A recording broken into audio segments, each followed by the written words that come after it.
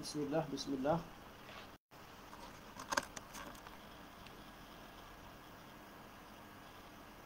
Bismillah, bismillah. Percubaan suara.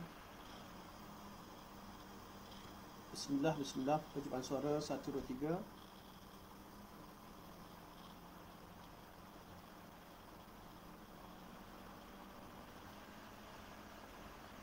Tuan-tuan boleh bantu insya-Allah macam mana suara sampai? Tolong bantu komen sebentar. Jazakumullah khairan.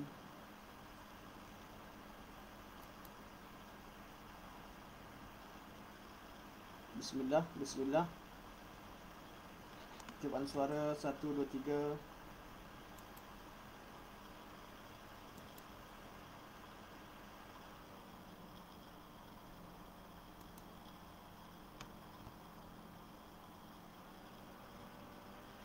Waalaikumsalam warahmatullahi wabarakatuh.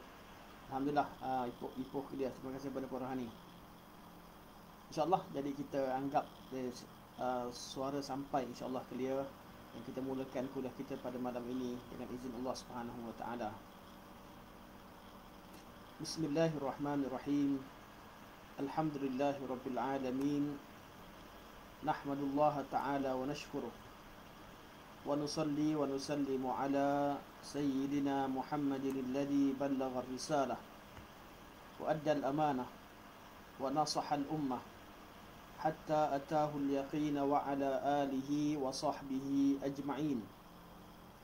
Subhanaka la ilma lana illa ma 'allamtana innaka antal alimul hakim. Rabbi shrah li sadri wa yassir li amri wahlul 'uqdatam min lisani yafqahu qawli. Amma ba'd. Fa inna asdaqal hadits kitabullah wa khairal hadi hadi Muhammadin sallallahu alaihi wasallam wa syarrul umuri muhdatsatuha wa kullu muhdatsatin bid'ah wa kullu bid'atin dhalalah wa kullu dhalalatin finnar. Thumma amma ba'd. Pertamanya, marilah kita merafakkan setinggi-tinggi kesyukuran kehadirat Allah Subhanahu wa taala di atas izin dan limpah kurnianya dan hidayah taufik daripadanya dapat kita meneruskan sesi kuliah kita membincangkan kandungan kitab Makanatus Sunnah An-Nabawiyah karangan Dr. Umar bin Muslih Al-Husaini hafizahullah. Dan kita berada pada tajuk antara tajuk-tajuk terakhir dalam kitab, iaitu berkaitan dengan penolakan terhadap golongan yang menolak penghujahan khabar ahad. Seperti mana yang telah kita bincangkan pada pertemuan-pertemuan yang lepas, bahawa dalam membincangkan golongan anti hadis,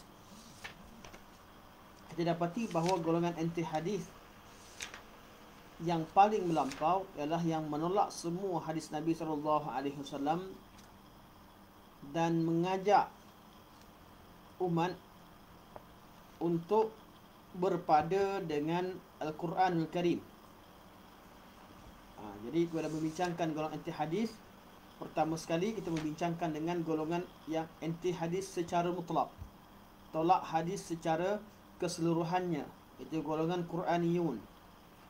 Begitu juga yang sekapal dengan mereka, sekumpulan dengan mereka, ialah golongan yang menolak hadis kerana mereka mengkafirkan sahabat-sahabat yang membawa hadis, seperti golongan Syiah yang menolak hadis yang diriwayatkan oleh sahabat-sahabat Nabi SAW yang mereka kafirkan.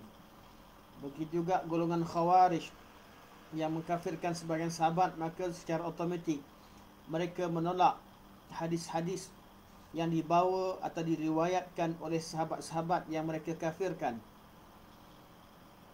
Kemudian timbul golongan anti hadis secara mutlak di kalangan ahli falsafah, orang-orang Islam yang mempelajari falsafah Yunan Akhirnya timbulnya golongan-golongan yang anti hadis, yang mempersoalkan keabsahan hadis dalam dalam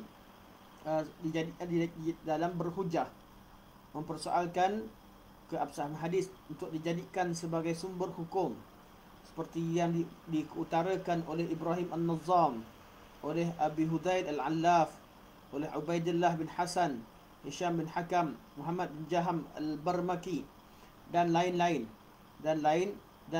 lagi. Ini golongan anti hadis secara umum. Dan kita telah pun membincangkan tentang syubhah-syubhah yang umum yang dibawa oleh golongan-golongan ini, dan kita dah tolak hujah mereka. Kemudian hari ini kita masuk kepada golongan yang menolak hadis ahad. Golongan yang menolak hadis ahad. Sebelum ini kita bincangkan tentang hadis ahad, bagaimana tahap ataupun persen penerimaan kandungan hadis yang terkandung hadis ahad, berapa persen yang kita letakkan kepercayaan kepadanya, iaitu pada berita-berita yang terkandung dalam hadis ahad. Kita dah bincangkan 2-3 minggu berturut-turut berkaitan dengan tajuk,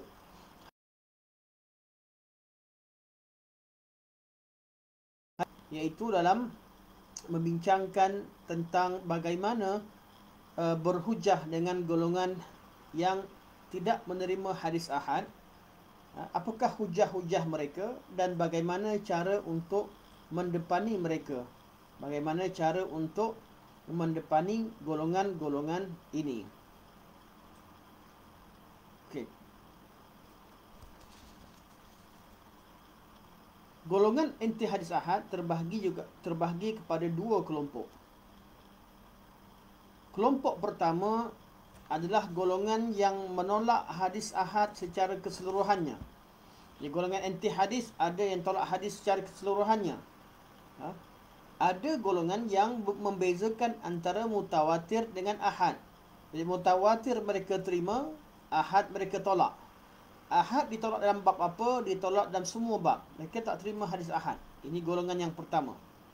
Dan ada golongan yang menolak hadis ahad sebagai hujah dalam bab akidah, dalam bab usul, dan mereka menerima dalam bab fiqh. Ini yang akan kita bincangkan pada hari ini, insya-Allah. Jadi golongan pertama, golongan yang menolak hadis ahad secara total, secara umum, yang menolak hadis ahad secara keseluruhannya, tanpa membezakan masalah akidah ataupun masalah ibadah atau masalah fiqh. Asalkan hadis ahad, mereka menolaknya. Inilah golongan yang akan kita berikan penekanan sebentar lagi. Dan kita baca muqaddimah tajuk ini yang disebutkan oleh Syekh Hafizahullah. Syekh berkata, saya terjemahkan bahasa Melayu terus berdasarkan kepada isi kandungan kitab. Sahabat-sahabat Rasulullah SAW meriwayatkan hadis-hadis baginda, dan mereka menerima hadis-hadis tersebut tanpa ada seorang pun dari kalangan mereka mempertikaikan keabsahan hadis tersebut. Kemudian generasi sahabat menukilkan hadis tersebut kepada golongan tabi'in atau tabi'un, dan golongan tabi'in menerima sepenuhnya. Dengan kata Syekh, akhadhuha bil qabul wat tasdiq wat taslim. Mereka menerima, membenarkan dan menyerahkan urusan mereka kepada apa yang terkandung dalam hadis, dan tidak diketahui seorang pun dari kalangan mereka menolak mana-mana hadis-hadis yang sahih dalam urusan agama atas apa-apa alasan sekalipun. Jadi sebagai mukadimah, kita katakan bahawa sahabat-sahabat Rasulullah SAW, golongan salafus salih, golongan tabi'in, mereka menerima hadis-hadis yang diriwayatkan daripada Nabi SAW dalam semua bab. Apabila ianya sahih, mereka terima, tanpa mereka membeza-bezakan atau mempersoalkan sebahagian daripada hadis Rasulullah sallallahu alaihi wasallam.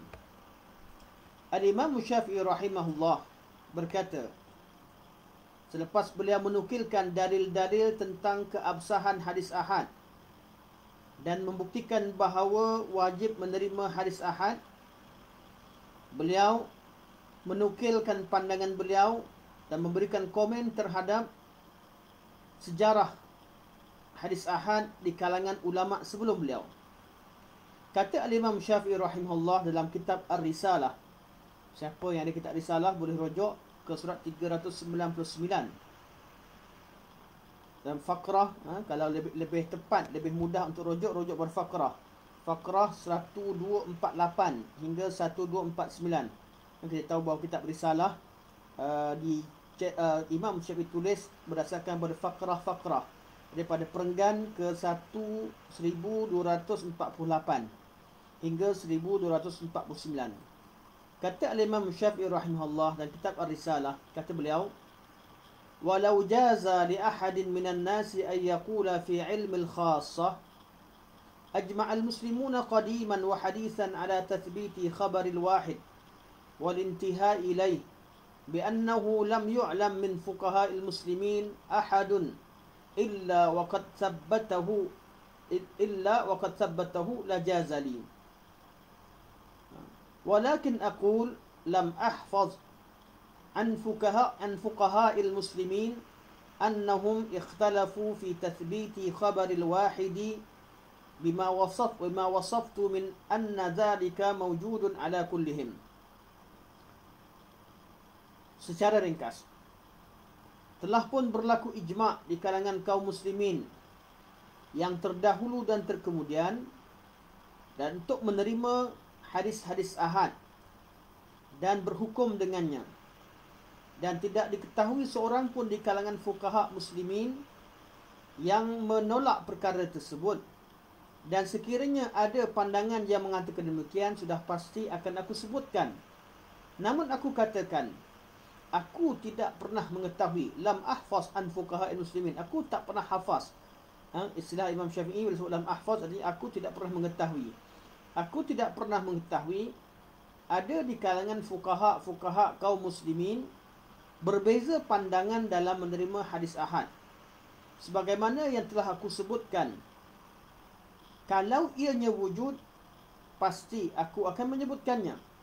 Imam Syafi'i rahimahullah menerangkan bahawa fuqaha muslimin, itu di kalangan ulama-ulama kaum muslimin pada zaman beliau dahulu dan kemudian tidak pernah menolak penghujahan hadis ahad. Ini disebutkan oleh Imam Syafi'i rahimahullah dalam kitab Ar-Risalah. Waqala al-Khatib al-Baghdadi, Al-Imam al-Khatib al-Baghdadi berkata, kita tahu bahawa Al-Imam Khatib Baghdadi adalah orang yang paling awal sekali memasukkan perbincangan hadis mutawatir dan ahad dalam ulumul hadis.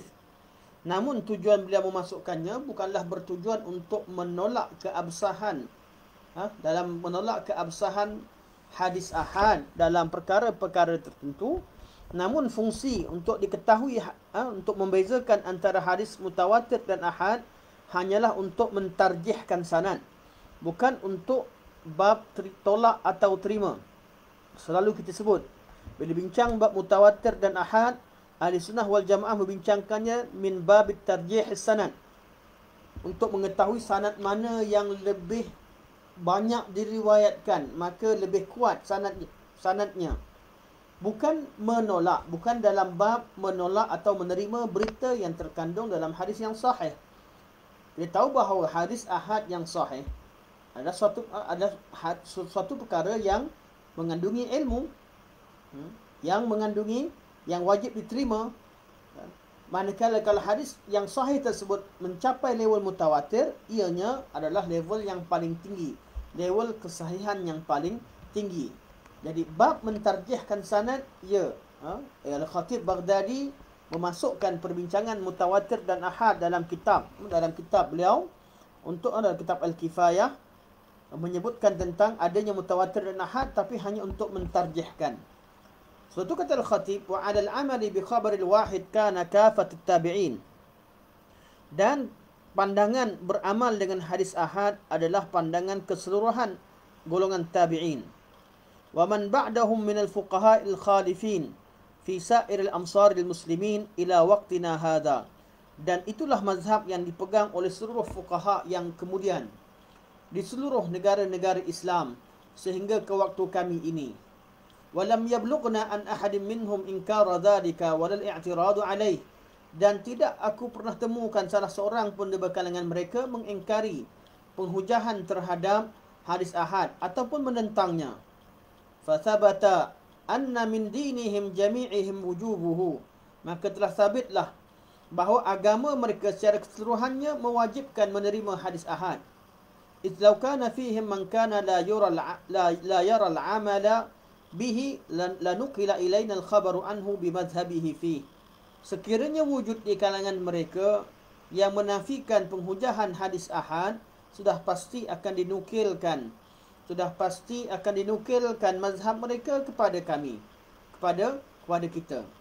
Jadi Al-Khatib Baghdadi juga, walaupun beliau memasukkan perbincangan hadis ahad dalam kitab beliau Ahad dan Mutawatir, beliau tidaklah bermaksud mengatakan bahawa hadis ahad tidak boleh digunakan pakai dalam masalah akidah ataupun untuk menolak hadis ahad. Qala Ibn Qayyim rahimahullah, Ibn Qayyim berkata, wa ammal maqamu tsamin. Maqamu tsamin ini dalam bab beliau menolak hujah golongan yang menolak hadis ahad dalam kitab beliau Mukhtasar As-Sawa'iqul Mursalah. Siapa yang ingin mendalami bab penghujahan terhadap golongan yang menolak sifat Allah Subhanahu wa taala, boleh rujuk kitab Sawa'iqul Mursalah ataupun mukhtasarnya. Sangat-sangat menarik. Hujah yang ke-8 yang dibawakan oleh Syekh berkaitan dengan tajuk, iaitu ada kaitan dengan hadis ahad. Kata beliau, wa huwa al-in'iqad al-ijma' al-ma'lum al-mutayaqqin ala qabul hadhihi al-ahadith. Telah berlaku ijma' secara maklum dan meyakinkan bahawa telah mereka menerima hadis-hadis ini. Wa itsbatu sifatillahi biha, dan mengisbatkan sifat-sifat Allah dengan hadis-hadis tersebut, itu hadis-hadis ahad. Fa hadza la yushakkiku fihi man lahu aqall khibrah bil manqul. Perkara ini tidak ada sedikit pun syak bagi siapa yang mempunyai ilmu berkaitan dengan hadis walaupun sedikit. Siapa sahaja yang belajar ilmu hadis, yang mempelajari ilmu manqul, akan mengetahui perkara ini. Fa inna as-sahabah humul ladzina rawaw hadhihi al-ahadits wa talaqaha ba'dhum an ba'dun bil qabuli wa lam yunkirha ahadun minhum ala man rawaha. Sesungguhnya sahabat-sahabat Nabi SAW, mereka lah yang meriwayatkan hadis-hadis ini. Dari mereka lah golongan tabi'in menerima hadis-hadis tersebut, daripada awal mereka hingga ke akhir mereka. Dan dari mereka lah, minta maaf, humul ladzina rawu hadhihi, mereka lah yang meriwayatkan hadis ini. Dan mereka meriwayatkan antara satu dengan yang lain dengan qabul, menerimanya, dan tidak diriwayatkan seorang pun dari mereka mengingkari penghujahan ataupun mengingkari perkara tersebut. Kemudian golongan tabi'in meriwayatkan perkara tersebut dari golongan sahabat, dari tabi'in yang awal hingga yang akhirnya. Dan golongan yang mendengarkan hadis ini menerimanya dengan penuh qabul dan tasdik, terima dan juga membenarkan. Dan tidak pernah terdengar pun seorang daripada mereka mengatakan atau membincangkan atau mempersoalkan perkara tersebut. Walam yasma'ha minhum wa talaqqaha anit tabi'in kadzalik.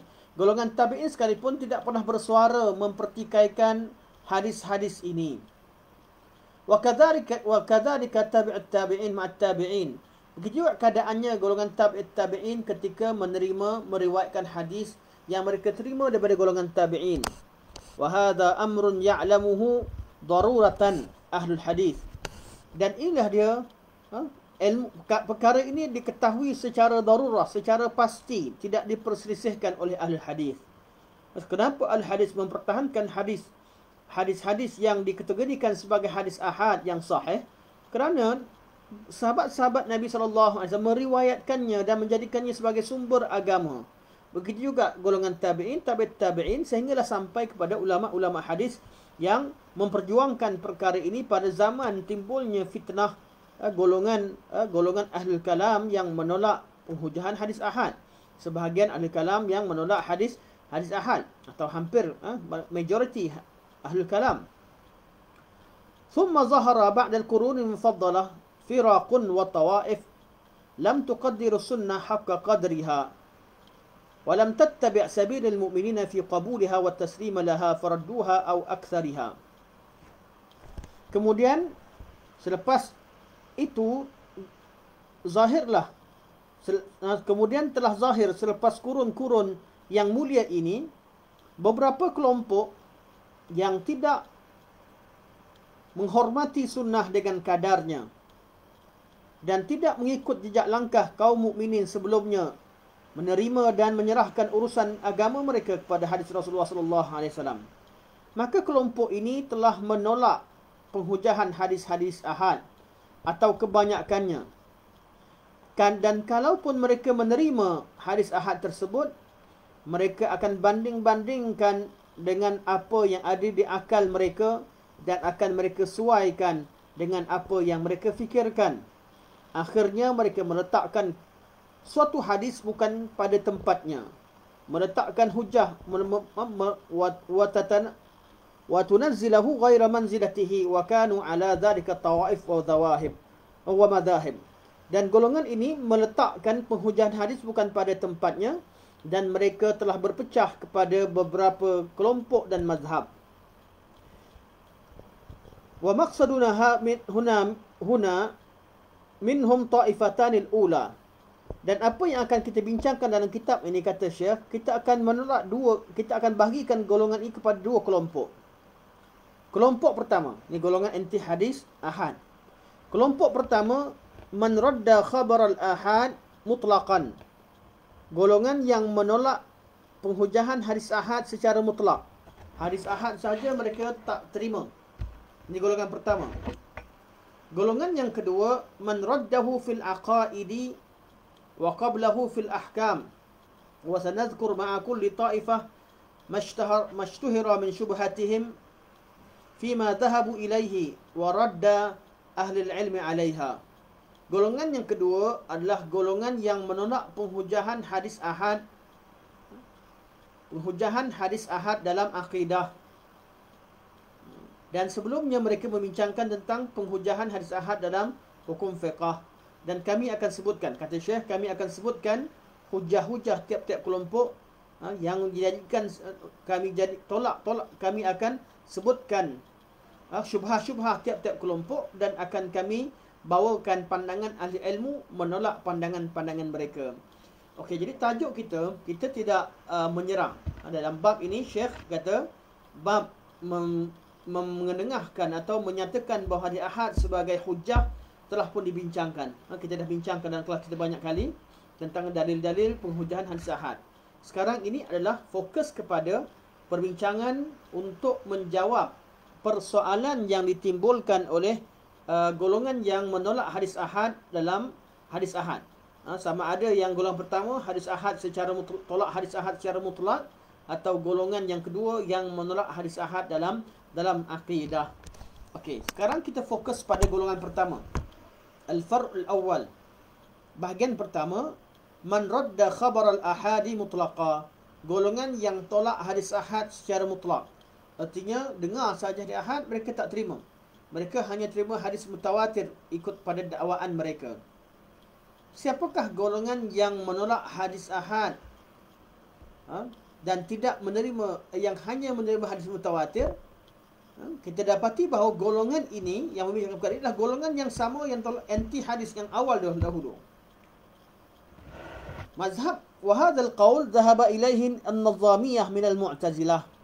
Golongan yang menolak hadis ahad secara keseluruhannya adalah daripada golongan an-nazamiyah, daripada kalangan Mu'tazilah, iaitu pengikut Ibrahim An-Nazam. Ibrahim An-Nazam antara tokoh-tokoh awal Mu'tazilah. Tokoh-tokoh awal Mu'tazilah, Ibrahim An-Nadham mengasaskan kaedah bahawa hadis ahad itu perlu ditolak kerana adanya kesamaran, adanya syubhat, adanya kemungkinan apa yang diriwayatkan daripada Nabi SAW itu tidak sama dengan apa yang sampai kepada generasi perawi hadis. Dan hujah Ibrahim An-Nadham ini hujah yang dangkal kerana beliau adalah beliau menerima riwayat-riwayat daripada Aristotle, daripada golongan-golongan Yunan, yang mana jarak hujah yang bila beliau bawakan tentang hadis-hadis ni, tentang ketika menolak hadis ahad, hujah yang sama dibawakan oleh ulama untuk tolak beliau. Ini tidak tersebut dalam kitab ini, tapi saya bagikan gambaran secara umum. Contohnya, kita bahawa beliau menolak hadis ahad dalam secara umum.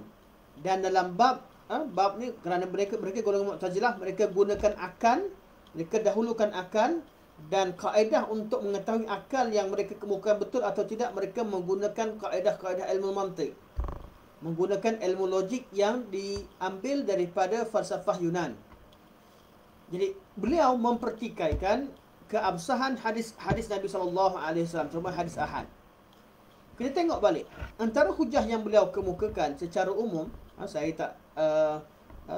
tidak memiliki buku beliau, tapi apa yang didukilkan, yang diceritakan dalam kitab Firaq, terutama kitab Al-Farq Bain Firaq, bahawa Ibrahim Nadham beliau mempertikaikan jarak penulisan, zaman penulisan hadis dengan zaman Nabi SAW. Dan saya dah jawab secara detail pada pertemuan yang lepas. Namun hari ini saya nak bandingkan, kalaulah hujah yang beliau bawakan adalah jarak antara zaman Nabi SAW dengan jarak pembukuan hadis, soalan yang sama kita tanyakan kepada beliau yang hidup dalam kurun yang kedua, iaitu pada antara tahun 80-an hingga tahun 100 Hijriah. Jarak zaman Nabi hidup daripada Nabi hijrah pada zaman beliau lebih kurang 80-90 tahun. Yang kemudian dibukukan berlakunya gerakan untuk mengumpulkan hadis Nabi SAW pada zaman tersebut, pada permulaan zaman tersebut. Kita tanya pada beliau tolak hadis dan menerima formula-formula dan kaedah-kaedah daripada Yunan. Soalan yang kita tanyakan, jarak masa antara pembukuan hadis dengan Nabi SAW dengan jarak antara kaedah yang mereka terima daripada ahli-ahli falsafah, berapa jauh? Golongan ahli falsafah meriwayatkannya pandangan-pandangan falsafah adalah pandangan Yunan kuno, yang mana jaraknya sangat jauh, ratusan tahun, malah mungkin jejak 1000 tahun. Dalam ratusan tahun beliau lupa ketika beliau berhujah dengan kaedah-kaedah mantik yang diterima daripada Aristotle, dan beliau lupa menggunakan kaedah yang sama dalam mengkritik ketika membicarakan tentang ilmu falsafah. Dan dalam periwayatan hadis ahad yang diterima, diketahui dengan jelas perawi-perawinya.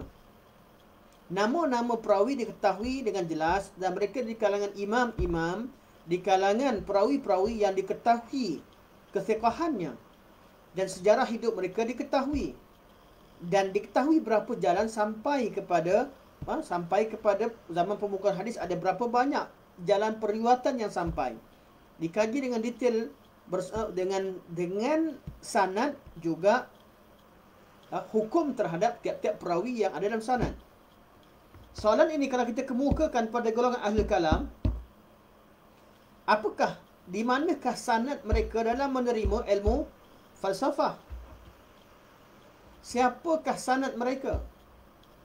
Dari mana? Kalau mereka temukan buku itu dah diterjemahkan dalam berapa bahasa, kita nak tahu bahawa pastikan apa yang mereka terima betul.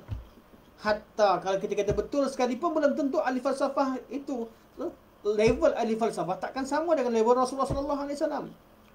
Kalau sabit sekalipun, nak cerita bahawa apa yang mereka nisbahkan dan mereka terima daripada golongan ahli falsafah itu jaraknya sangat jauh.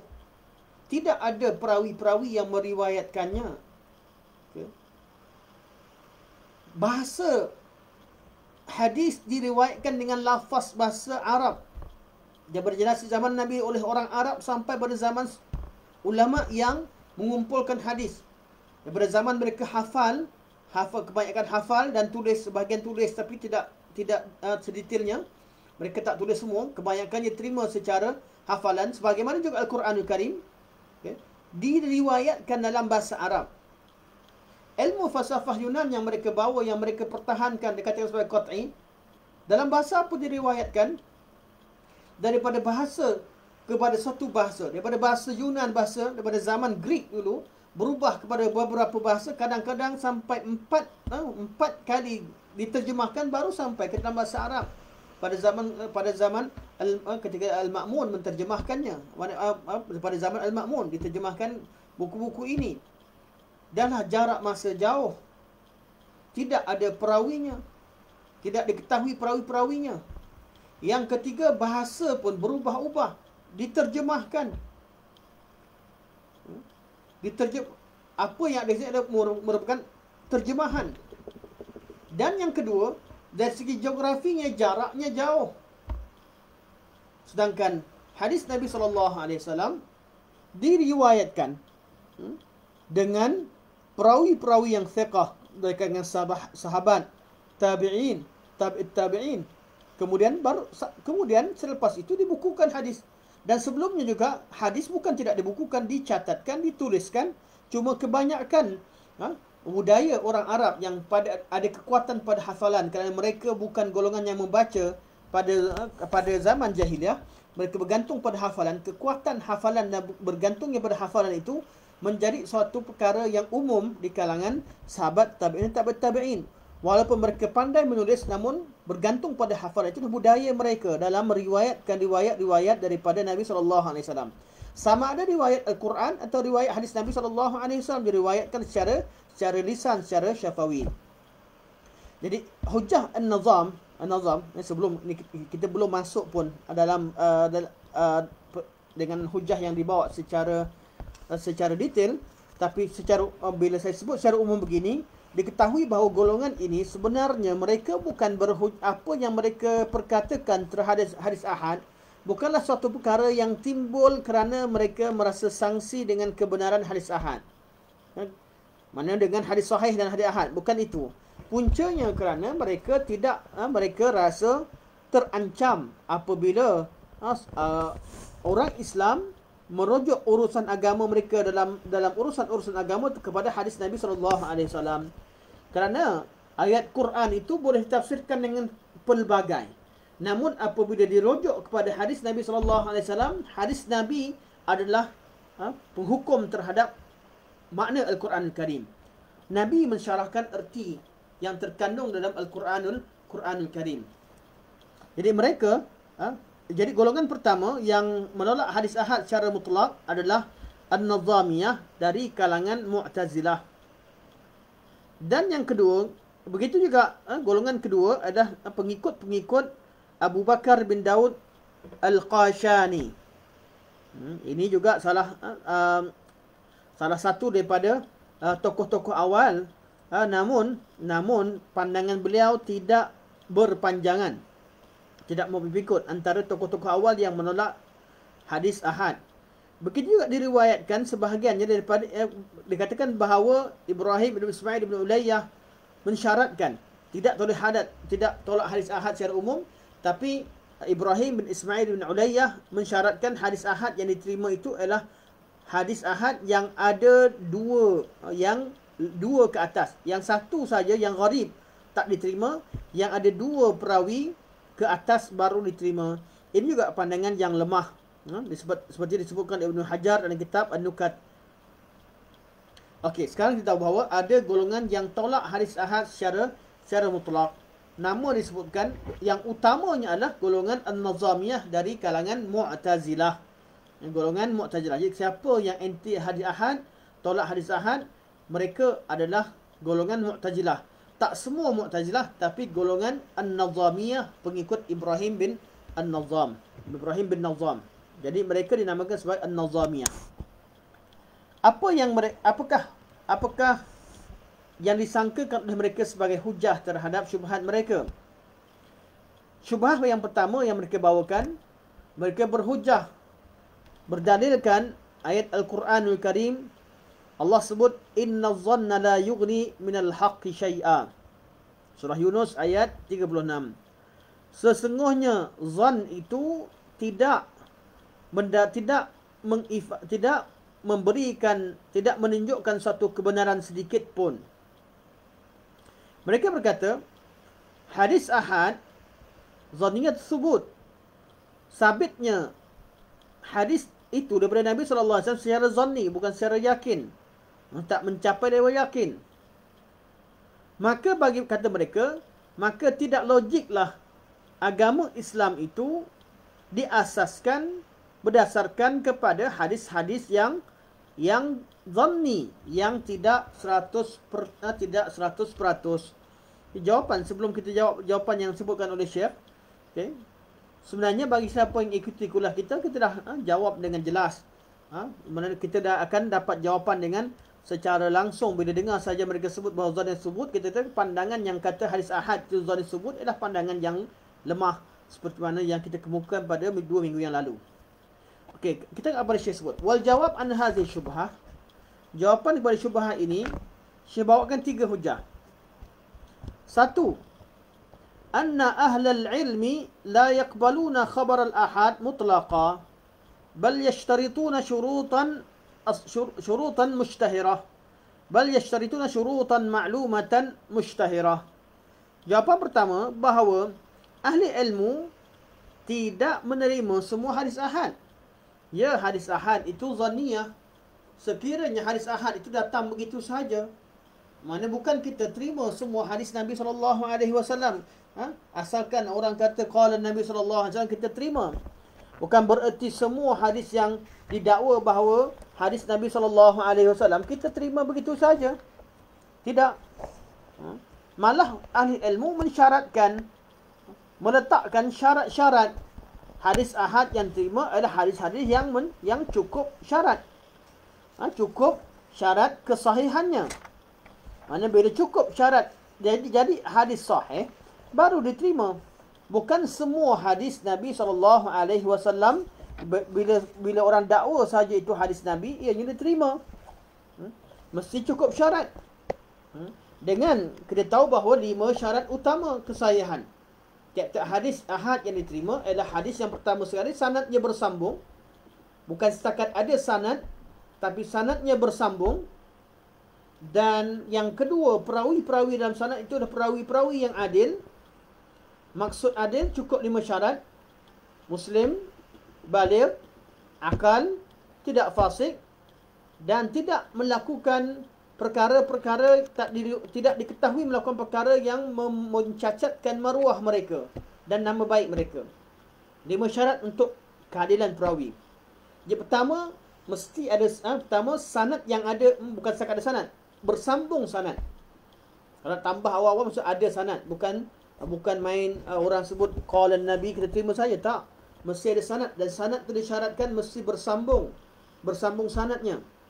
Dan perawi yang ada dalam nama senarai sanad tersebut adalah perawi-perawi yang adil, yang ada 5 sifat tadi yang kita sebut: Muslim, akal, baligh, tidak fasik, dan tidak cacat maruah. Yang ketiga, syarat ketiga, dhabtur ruwah. Perawi yang cukup, yang adil tadi, mesti diketahui bahawa mereka ini teliti dalam meriwayatkan. Dhabtur ruwah. Kalau mereka riwayatkan daripada ingatan mereka diuji oleh ulama-ulama jarahut ta'dil. Diketahui tahap kekuatan hafalan mereka. Ulama-ulama hadis yang diterima riwayat mereka telah pun diuji. Artinya, ulama tak terima, perawi hadis tak terima sekali dibacakan hadis kemudian terima. Tidak. Mungkin selepas 5 tahun, mungkin selepas 7 tahun, mungkin selepas setahun, mungkin berapa lama kemudian mereka uji balik. Mereka tanya balik hadis yang sama, mereka bawa balik sanad yang sama, hadis dalam bab, minta diulang kembali riwayat tersebut. Adanya diketahui kekuatan ingatan pada perawi-perawi ini supaya tidak tersalah. Jadi adanya dhabtur ruwah, dhabit. Sama dhabit secara hafalan, memang hafalannya kuat, atau diuji keabsahan catatan apabila diriwayatkan daripada buku catatan. Sebahagian daripada perawi pada zaman tersebut sedikit, tak ramai. Kebanyakan rawi pada peringkat awal, mereka riwayatkan hadis secara syafawiyah. Mereka hafal dan mereka sampaikan. Sebahagian daripada mereka mencatatkan. Sejak zaman Nabi lagi mereka tuliskan hadis. Dan kalau riwayat itu diriwayatkan daripada catatan, ada ilmu yang mengetahui keabsahan dan kesahihan catatan tersebut. Jadi mengetahui keabsahan dan teliti dalam menulis, mencatat, dinamakan sebagai dhabtur kitab. Teliti dalam menghafal dan meriwayatkan dinamakan sebagai dhabtur sadar. Mana dari segi hafalan mereka kuat. Jadi perawi, syarat pertama sambung sanad. Syarat yang kedua, mereka mesti perawi yang adil. Dengan 5 syarat, 5 sifat yang kita sebutkan. Perawi yang adil tadi disyaratkan lagi perawi tadi adalah perawi yang dhabit, yang kuat hafalannya atau teliti penukilannya. Syarat yang keempat, untuk jadi hadis sahih tidak syadz. Kerana hadis yang sama dalam bab agama ni tak datang, bukan satu hadis tu je jadi hujah. Ada hadis-hadis yang lain dan bukan seorang perawi saja, ada perawi-perawi yang lain yang bersama dengannya.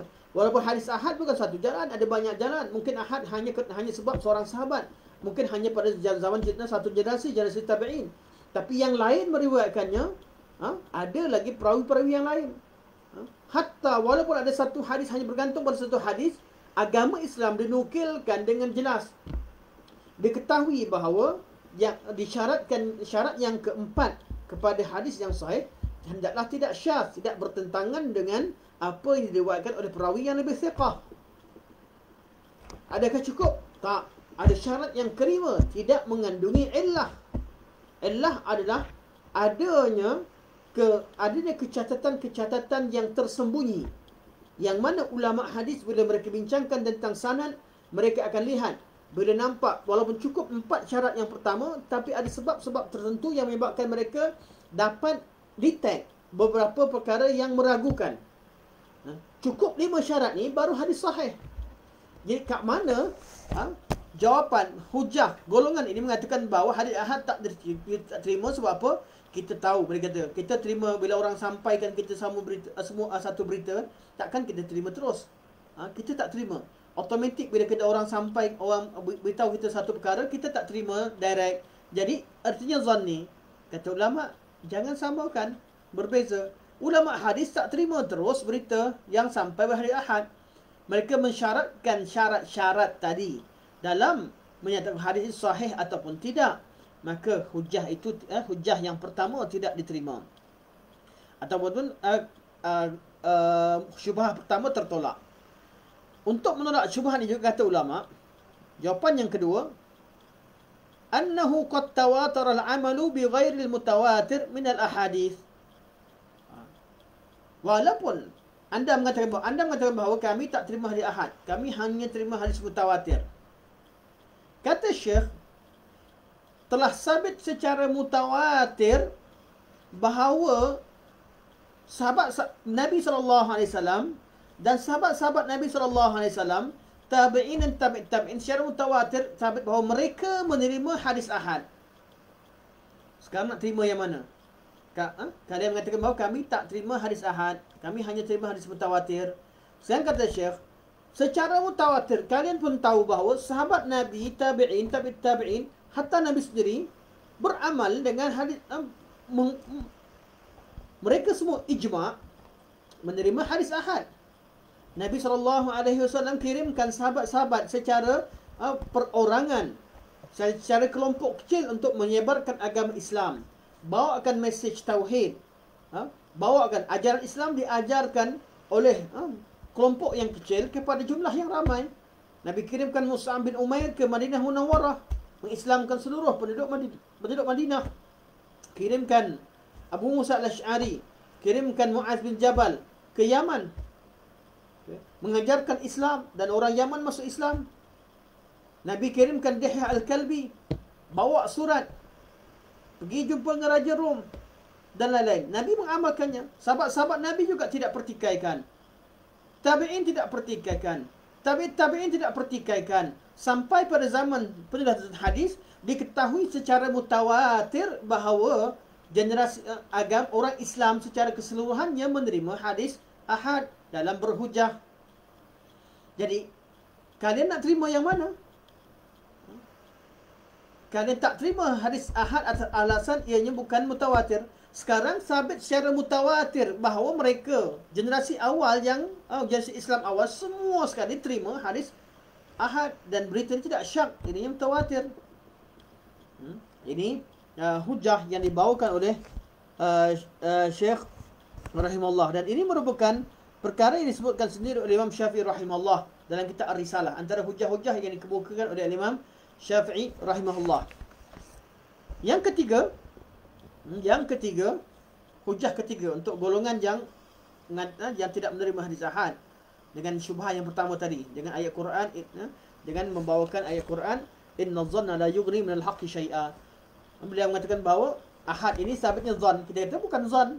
Ahad sabit dengan illah-illahnya, sabit berserta dengan qarinah-qarinah yang menunjukkan bahawa dia bukan zan, ianya satu perkara boleh sampai bertahap yakin, ifadah ilmu. Dan ayat Quran mengkritik perkara yang zan.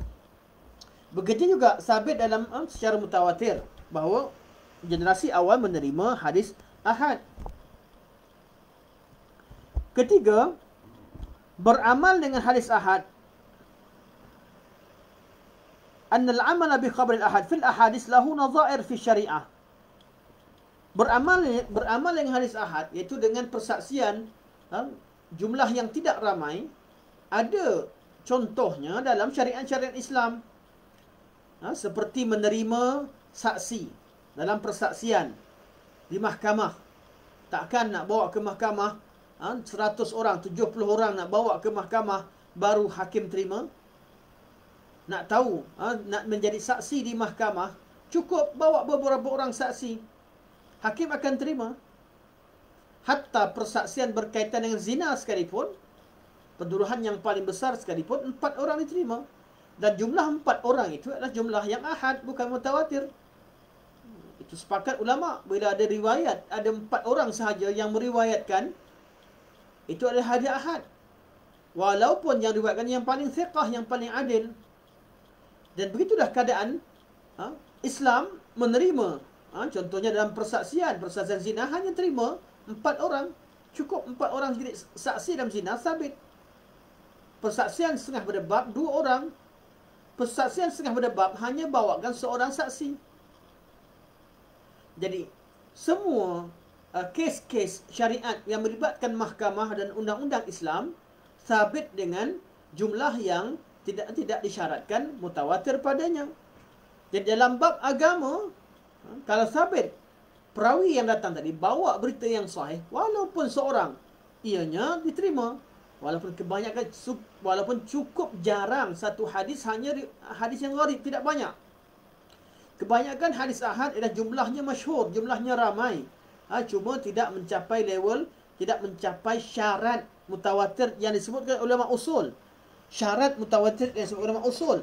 Walaupun dari segi isi kandungannya tersebar dan difahami secara mutawatir dalam banyak perkara. Ini hujah menolak golongan yang tolak hadis ahad secara umum. Nanti insyaAllah lepas ni, kalau kita sempat, kalau tak kita bawa ke minggu depan, bagaimana nak berhujah dengan golongan yang anti hadis ahad atau tak terima hadis ahad dalam bab akidah. Nanti kita akan bincangkan lagi.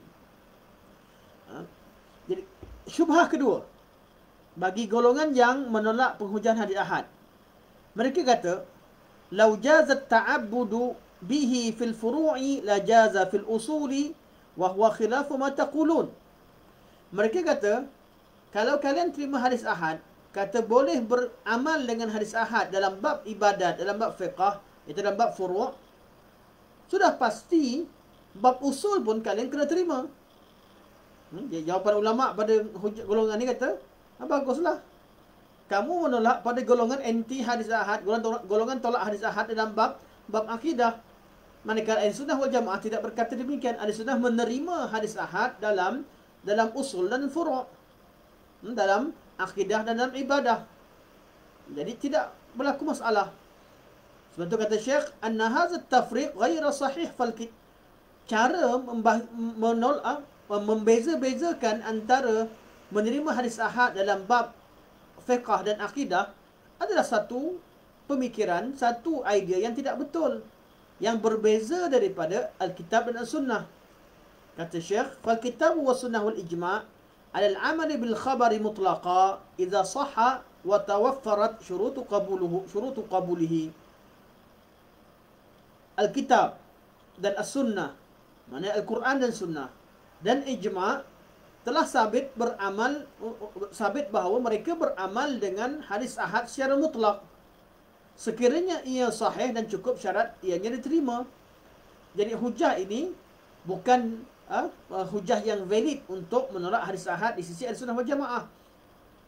Itu hujah yang valid dikemukakan kepada golongan yang menolak hadis ahad dalam akidah.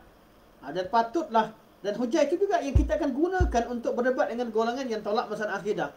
Jadi sebahagian daripada hujah dalam bab penghujahan ni, kita gunakan kelompok yang tersilap tadi, hujah mereka tolak antara satu sama lain, sama dalam bab akidah yang lain.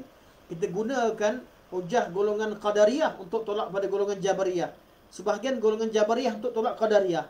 Tapi Ahli Sunnah mempunyai nilai yang tersendiri daripada diambil daripada Al-Quran dan Sunnah.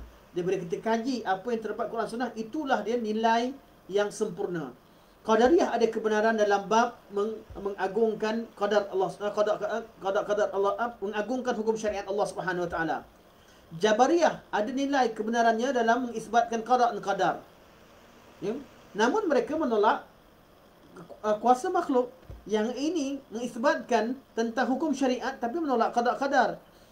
Kebaikan yang ada pada dua puak ada pada Ahlussunnah wal Jamaah.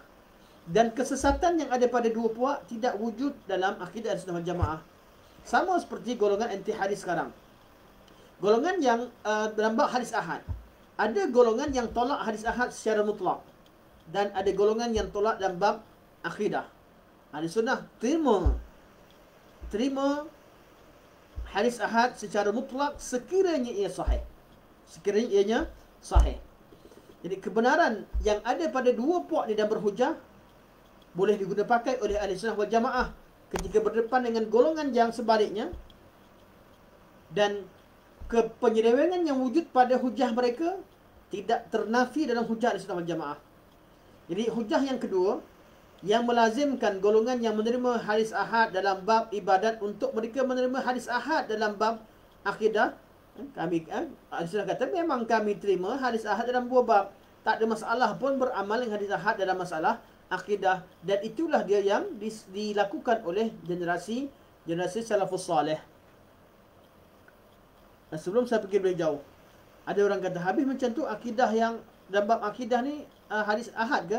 Tak. Kita akan jawab nanti. Walaupun kaedah kita kata begitu, bab asma sifat dan sebagainya kita kata hadis ahad diterima, tidak bererti bab asma sifat diriwayatkan secara ahad. Tidak. Bab asma wa sifat dan bab akidah, bab akidah ni semua bab akidah diriwayatkan secara mutawatir. Walaupun hadisnya diriwayatkan tidak mencapai level mutawatir, namun ajaran dan kandungan akidah itu diketahui secara mutawatir dan ijma'. Kita akan bincangkan nanti. Cuma saya sebutkan juga sekarang, takut terlintas dalam pemikiran tuan-tuan seolah-olah akidah yang kita pertahankan sekarang ini diambil hadis mutawatir. Tak. Akidah yang kita pertahankan ada dalam hadis mutawatir dan ianya bersepakat bersamaan dengan yang ada dalam Al-Quran, yang ada dalam yang diajarkan secara mutawatir dalam masyarakat Islam secara keseluruhannya. Seterusnya, syubhah yang ketiga yang dibawa oleh golongan ini, mereka berkata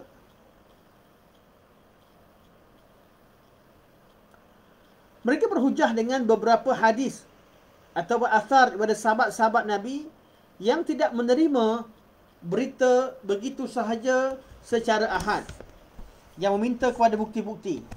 Kisah yang mereka berhujah dengannya pertama adalah kisah bagaimana Nabi SAW tidak menerima langsung berita yang disampaikan oleh Zulyadain tatkala Nabi SAW terlupa dalam solatnya. Suatu ketika Nabi solat Zuhur. Nabi solat lepas ketika Nabi tahiyat awal, Nabi bagi salam. Nabi beri salam ketika 2 rakaat. Maka ada seorang sahabat bernama Zulyadain bertanya kepada Nabi, "Wahai Rasulullah, adakah rakaat, ada wahyu turun berubah rakaat untuk mersingkatkan solat, ataupun tuan terlupa?" Nabi kata, "Tidak. Aku tidak ada hadis ataupun tidak ada hukum baru yang diturunkan. Tidak ada wahyu yang mengubah bilangan rakaat waktu zuhur. Dan aku juga tidak lupa." Kata Zulyadain, "Bahkan kamu lupa ya Rasulullah, kamu tersilap." Zulyadain yakin bahawa Nabi baru solat 2 rakaat. Nabi bagi salam. Ketika Zulyadain beritahu kepada Nabi SAW, Nabi tanya kepada sahabat-sahabat yang lain. Nabi tak terima langsung. Nabi tanya, "Betul ke apa yang Zulyadain sebut?" Semua kata ya. Nabi tuan baru solat 2 rakaat. Kemudian Nabi bangun solat, Nabi takbir dan sambung rakaat ketiga dan keempat. Kisah ini, ada kisah yang disebutkan oleh hadis. Saya tak baca hadisnya kerana kita nak cepat. Ya. Dijadikan sebagai hujah oleh golongan ini bahawa perlu tidak boleh menerima hadis ahad. Seorang sampaikan, jangan terima, dia perlu mutawatir. Jawapan balik sebelum saya tak nak baca syubhah kemudian tuan-tuan tergantung. Saya jawab terus sebelum saya baca lebih detail apa sebelumnya Syekh. Jawapan terhadap hadis ini. Hadis ini berkaitan dengan apa? Berkaitan dengan Nabi tersalah solat dan ditegur oleh sahabat yang bernama Zulyadain. Okay. Saat Nabi bila ditegur oleh Zulyadain, Nabi dapatkan kepastian daripada sahabat sekelilingnya. Jadi mereka kata, menunjukkan bahawa Nabi tak terima berita seorang. Nabi nak terima ramai yang beritahu Nabi, baru Nabi terima. Adakah betul cara berhujah begini? Jawapannya tidak. Kenapa Nabi SAW tidak terima sahaja apa yang disebutkan oleh Zulyadain? Sebab sekarang berkaitan dengan perbuatan Nabi sendiri. Nabi sekarang ni bukan cerita nukilan berita daripada siapa-siapa. Zulyadain cerita tentang Nabi SAW, dan Nabi tahu bahawa Nabi yakin bahawa Nabi solat 4 rakaat, bukan 2 rakaat. Oleh kerana berita yang ditegur oleh Zulyadain kepada Nabi adalah berkaitan dengan apa yang Nabi yakini betul, maka Nabi perlu dapatkan kepastian daripada sahabat-sahabat yang lain. Dan yang kedua, adakah diyakini? Ini pertama, hujah pertama. Yang kedua, kalaulah kata hujah kamu betul, adakah diyakini bilangan yang ada ketika itu bilangan yang mutawatir? Semua bagi jawapan satu persatu. Nabi cukupkan dulu jumlahnya mutawatir baru Nabi terima? Tidak juga. Hadisnya umum. Nabi dapatkan kepastian daripada sebahagian yang hadir. Cukup untuk Nabi bangun untuk sambungkan rakaat. Jadi riwayat teguran Zulyadain kepada Nabi SAW tidak menjadi hujah. Saya akan baca nanti hujah Syekh. Tapi saya lebih suka untuk bila sebutkan syubhat, jawab terus, supaya tidak timbul persoalan dalam pemikiran tuan-tuan dan puan-puan. Hujah yang kedua yang mereka bawa, kisah Abu Bakar radhiyallahu anhu tatkala mendengar ketika suatu ketika Al-Mughirah datang jumpa Abu Bakar, memberitahu bahawa nenek mendapat bahagian daripada pewarisan. Mana nenek? Dalam ayat Quran tak disebutkan bahagian nenek.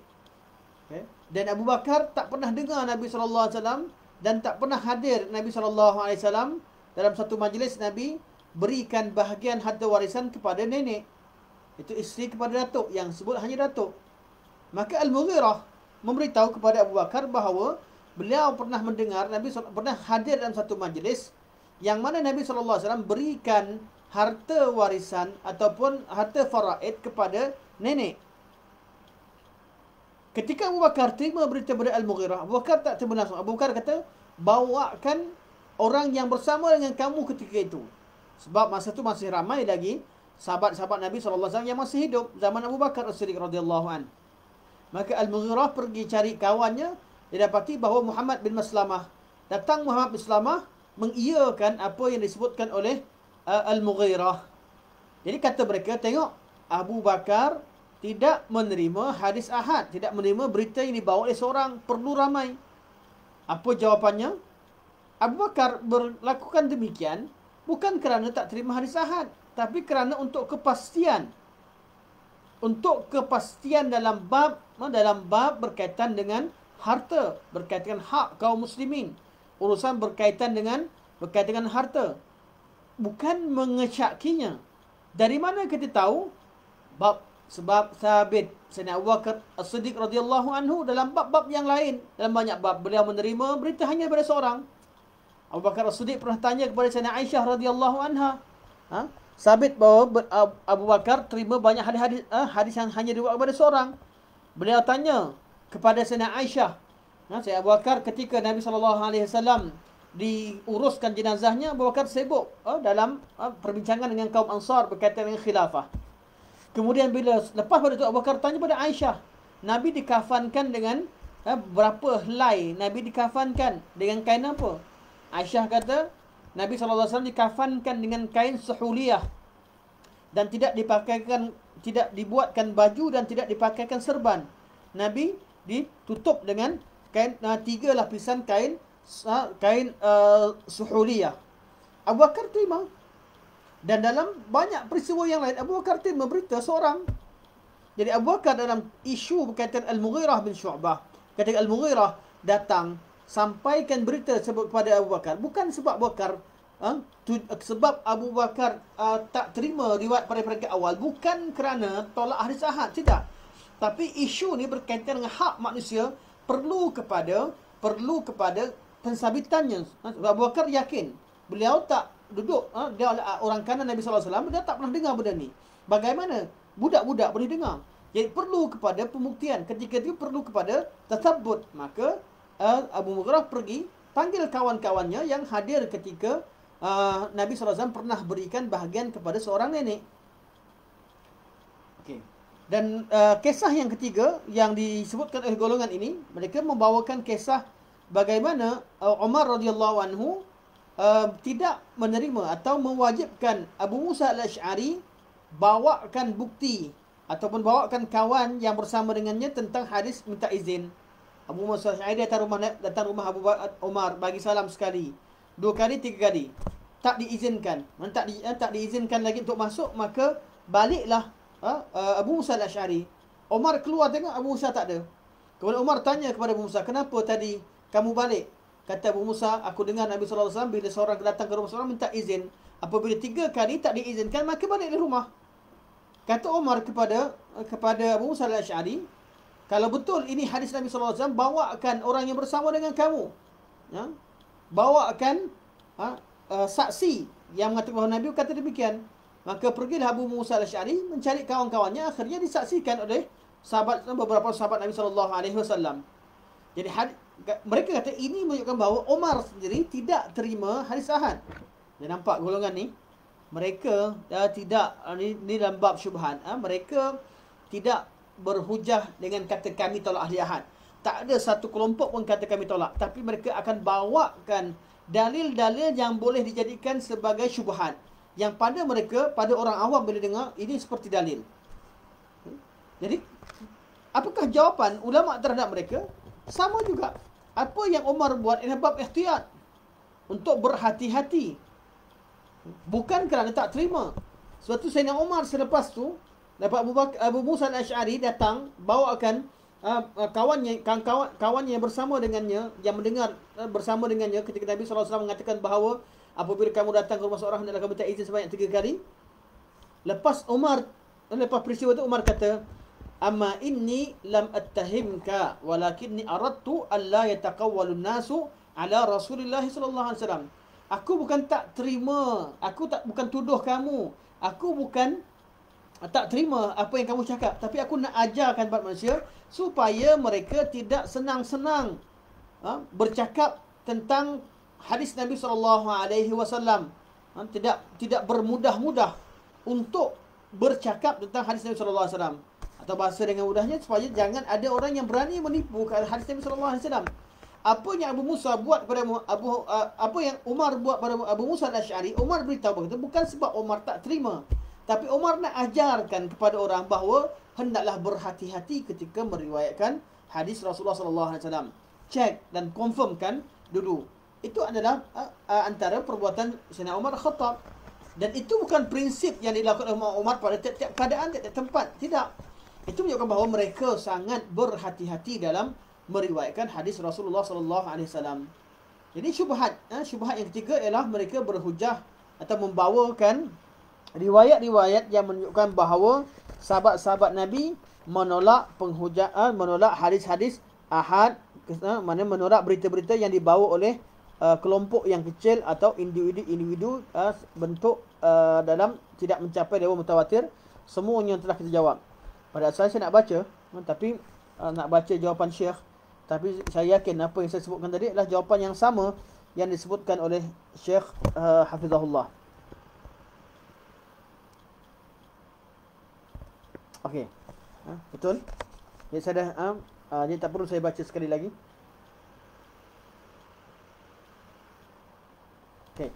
Apa yang saya sebut adalah hujah umum, cara mendepani golongan yang anti hadis atau tidak menerima hadis ahad secara mutlak. InsyaAllah pada pertemuan akan datang kita akan bincangkan lagi satu tajuk, dan pertemuan akan datang adalah penutup. Kita akan habiskan kitab ni. Kita dah baca habis. Kita akan bincangkan tentang bab menolak hujah golongan yang tolak hadis ahad dalam akidah. Ini kemuncak pada perbincangan. Yang tidak menerima hadis ahad sebagai hujah dalam akidah. Kemudian diikuti dengan tajuk buku-buku dan kitab-kitab ulama yang ditulis dalam bab ini, atau ulama-ulama yang menulis untuk menolak golongan anti hadis atau golongan yang menolak hadis ahad. Banyak kitab-kitab yang akan disebutkan pada pertemuan akan datang. Mana disebutkan sini ada 10 kitab utama yang membincangkan tentang keabsahan penghujahan hadis ahad. InsyaAllah kita akan temu pada minggu depan. InsyaAllah saya akan baca komen tuan-tuan dan puan. Sekiranya ada soalan dan sebagainya, tuan-tuan boleh kemukakan di komen, insyaAllah.